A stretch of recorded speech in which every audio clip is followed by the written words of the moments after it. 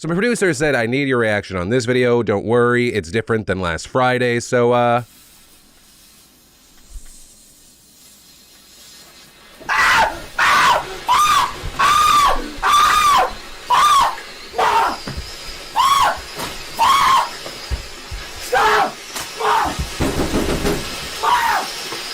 was he unaware he lit a firework? Did my guy think this was a Yankee candle? Wait, I'm being told to keep watching.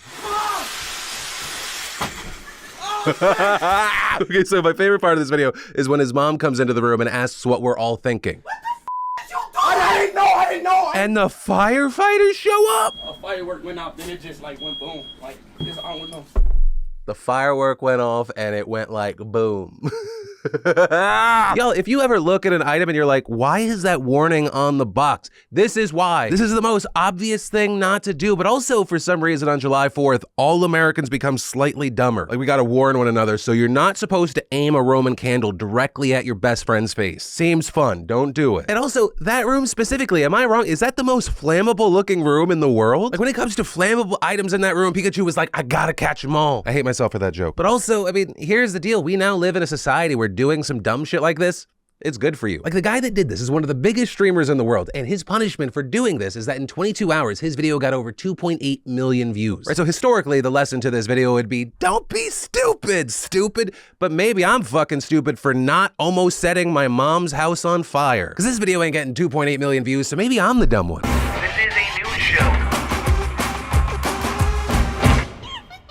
And then, with yesterday being July 4th, of course, we saw something almost as American as making bad decisions with fireworks or gun violence. For this is a battle of the ages, a battle of the titans, the early gods who come to Earth only once in only one location, and that is right here. So it is, and so it always shall be.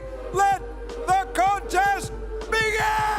We're talking the 4th of July Nathan's hot dog eating contest on Coney Island. The ultimate wiener slurping spectacle aside from your mother's house on a Tuesday night. And of course, at the center of this event, you got 14-time yellow mustard belt winner Joey Chestnut. And just like every year, as the kids would say, he just starts guzzling glizzy after glizzy. Now I get why they say that. That sounds so much worse than wiener slurping somehow. But for Joey this year, the challenge is set up kind of like a Disney movie. He's playing through what would be for a mere mortal a season-ending injury. He's got a ruptured tendon. It's put him on crutches. He's pounding dogs through the pain. But that doesn't prove to be his biggest challenge because out of nowhere, some dude in a Darth Vader helmet rushes the stage flanked by 2 stormtroopers. But Joey, I think, has seen this movie before, and before Vader could force choke Joey puts him in a chokehold, then knocking him away, security hauling the guy off, and then Chestnut just continues pounding dogs. And while he didn't break his previous record, he still won, which I think means he now gets to be president. I'm like 98% sure that's in the Constitution.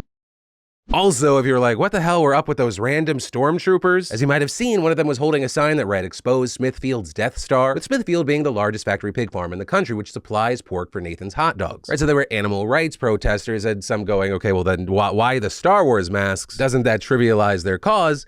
Yes, but also you could argue it's more likely that people are going to talk about it because people are going to be like, what was up with the fucking mask? But yeah, I guess the way I want to end this story is congratulations to Joey Chestnut and his mouth, and thoughts and prayers to Joey Chestnut and his butthole. He's probably talked about it and it's probably easily Googleable, but I don't want to know what 63 hot dogs does to your intestines. And then, do you remember earlier this year, you had a number of musicians saying they were pulling their music off of Spotify in protest of COVID-19 misinformation on the platform, many of them pointing towards Joe Rogan, with Neil Young being a big leader of that movement, sparking kind of a larger wave, with that wave including David Crosby, Stephen Stills, and Graham Nash, his former bandmates, with him at that time releasing a statement saying, we support Neil and we agree with him that there is dangerous disinformation being aired on Spotify's Joe Rogan podcast. Until real action is taken to show that a concern for humanity must be balanced with commerce, we don't want our music or the music we made together to be on the same platform, and saying they're removing this big body of work. But now you had someone recently noticing, hey, a lot of their work's actually back up on Spotify. So you had people wondering, are they not standing by their word? What happened? I'm confused. And so when Crosby was asked why, he said, I don't own it now, and the people who do are in business to make money. So I think for a lot of people, they're gonna look and go, so you said something but meant nothing. You said, I am gonna take a stand. And and then use my firm footing and get that bag, baby. Ain't no activism like capitalist activism. But as far as why he recently sold his catalog, it appears that it came recently as he announced that he was retiring from touring because of his age and saying, I had two ways of making a living, touring and records. Spotify comes along and I don't get paid for records anymore. That's half my income, okay? So I think, well, I should be grateful that I can still play live and pay the rent and take care of my family. And then along comes COVID and I can't play live. The reason I sold my collection is that I didn't have any other option. None. Zero. And so really, that's that. You have reports saying that streaming profits generated by Crosby still and Nash's streaming will still be donated to COVID-19 charities for at least one more month. And notably, Neil Young's solo recordings still remain off the platform. Also, in quick news regarding Joe Rogan, and I'm very interested to see what your reaction is going to be and what the internet reaction is going to be today. In a recent podcast, Joe Rogan revealed that Donald Trump has tried to get on the Joe Rogan podcast, but Rogan has shot him down multiple times. By the way, I'm not a Trump supporter in any way, shape, or form. I've had the opportunity to have him on my show more than once. I've said no every time. I don't want to help him. I'm not interested in helping him. So like I said, I'd love to know your thoughts, but it's going to be very interesting to see like how the general world responds, both Trump worlds and the rest of it. As well as, I mean, Donald Trump hates looking weak. Does he respond to this? And then, cybersecurity is no joke, and I'd like to remind you that it's important to protect yourself at all times. And that's why I want to take a second to thank the partner and sponsor of today's show, NordVPN, or more directly, nordvpn.com/Phil. Nord's latest feature, Threat Protection, neutralizes cyber threats before they can do any real damage to your device. It makes your browsing safer, smoother, and helps identify malware-ridden files, stops you from landing on malicious websites, and blocks trackers and intrusive ads on the spot. And get this, once you enable threat protection in your NordVPN app settings, it protects your browsing even when you're not connected to a VPN server. That's such a bonus. Additionally, it also helps load websites faster since it blocks junk. So take advantage of this threat protection feature and get an exclusive deal when you head on over to nordvpn.com/Phil to get a 2-year plan at a huge discount plus 1 additional month for free. So what are you waiting for? That's nordvpn.com/Phil, and it's all risk-free with Nord's 30-day money-back guarantee. And then let's talk about the ongoing trial of WNBA star and 2-time Olympic gold medalist Brittney Griner. To recap, she was detained at a Moscow airport on February 17th for allegedly carrying vape cartridges containing hashish, which is illegal in Russia. They're being put on trial where she remains over 4 months later, and if she is convicted, she could face up to 10 years in prison. So you have the U.S. government special envoy for hostage affairs saying, the entire intention of this trial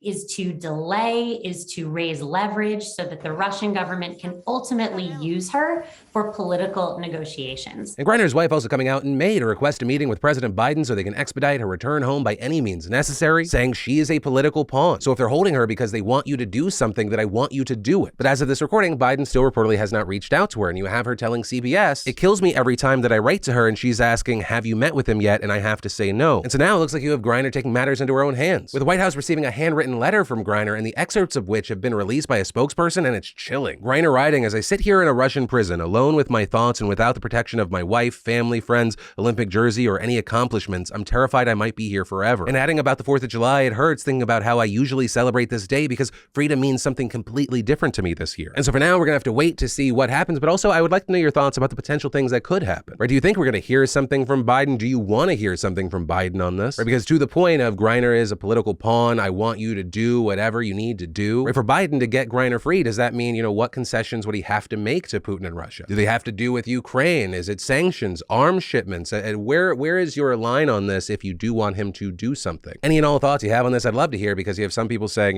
he shouldn't touch it, to yes, he needs to do whatever is possible. And then, of course, the final thing we have to talk about today is this tragic shooting in Highland Park, Illinois. It happened yesterday at a 4th of July parade. It's left 6 dead and dozens injured. The gunman reportedly opening fire from a rooftop at around 10 a.m. in the usually safe Chicago suburb. During a press conference this morning, police said that more than 30 people had been wounded, all by gunfire. But earlier, a medical official said that 26 people were taken to Highland Park Hospital, 25 of which had gunshot wounds, and at least 10 other individuals were taken to nearby hospitals. With another doctor who was in attendance at the parade and responded to victims, depicting an absolutely horrifying scene to reporters, detailing unspeakable wounds that he described as wartime injuries, saying those are what are seen in victims of war, not victims at a parade. With police saying at this morning's presser that they believe that the suspected shooter fired more than 70 rounds using a high-powered rifle that they described as similar to an AR-15. Also revealing that the shooter who accessed the roof by a ladder affixed to the side of the building was dressed as a woman, which they believe was to hide his identity. And that appears to have worked, with authorities saying that after he opened fire onto the crowd of innocent people, he dropped his gun and was able to leave the scene, easily blending into the fleeing hordes. With that resulting in a widespread hours-long manhunt, forcing residents of Highland Park to shelter in place for much of the holiday and prompting nearby towns to cancel their 4th of July events out of fear of another attack. With us learning about 8 hours later, the police said that they had taken a person of interest into custody. city. And that after officers pulled over a car being driven by the individual who led police on a brief chase before being ultimately caught and detained. With police saying today that after fleeing the scene, the attacker went to his mother's home and took the car that he was later pulled over in. And police also confirming that he had another rifle in the car when they found him, and they had other weapons at his home in Highland Park, including pistols. And of course, very notably here, they said that they believed he purchased all the weapons legally, including the rifle that he used for the attack, which was bought in Illinois. And as far as what we know about this suspect, authorities have identified him as a 21-year-old white man, with police officials saying today they believe that he pre-planned this attack for weeks, but his motive was currently unknown and he's believed to have acted alone, with the police adding that there's currently no evidence to suggest that this attack, which took place in a town with a large Jewish population, was motivated by race, religion, or any other protected status. Also, very notably here, while the authorities haven't revealed much about the shooter, it's now being reported by multiple outlets that he was a local rapper who posted multiple videos on YouTube and other social media sites espousing violence, with reports saying that multiple videos on the now removed account appear to show imagery of mass shootings, including school shootings, with The Verge reporting that the most recent video included concerning language and imagery that appeared to involve classrooms and stick art depictions of people being shot, and adding another clip seemed to be a music video for a rap song, which ended in the suspect wearing protective gear and handling bullets in what appeared to be a classroom. And according to NBC, another music video showed a cartoon depiction of a man wearing a shirt with his YouTube channel's logo on it, holding a long gun and being shot by police. And reports also noting that the suspect posted frequently to a message board that discussed graphic depictions of murder, suicide, and death. It's also been reported by the Daily Beast that most of the suspect's social media pages and some of his videos have a symbol that roughly resembles the same one used by a far-right Finnish organization with the initials SS, and that he was the administrator of a Discord channel named SS, but he also didn't appear to mention the group in his postings. But also, as I always try to remind people, this is still a developing situation. Information can change. We'll most likely learn something too. I mean, notably there's supposed to be another press conference this afternoon, but ultimately where I want to end this story, because it is